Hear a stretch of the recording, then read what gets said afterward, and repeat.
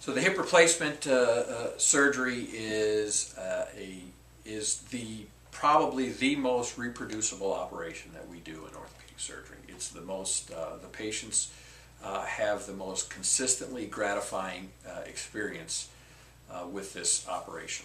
Now with the advances in our instruments, we can do these hip operations very minimally invasive.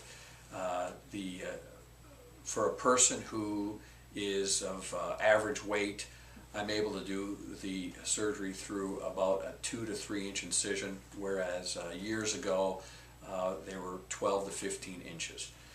So it's a minimally invasive operation. We do it with very minimal muscle damage and very limited blood loss. The instrumentations, as I mentioned, are much less invasive, so they allow for these surgeries to be done through a shorter incision and a shorter operative time.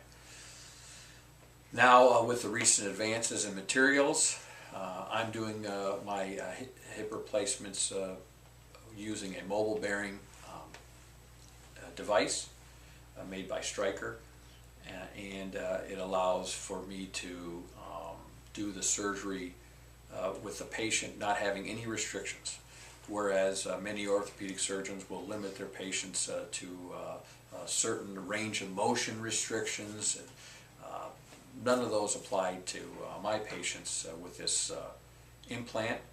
And every 5 to 10 years we're getting newer and newer advancements, but this looks to be like the long-term answer for motion and activity restrictions after hip replacement.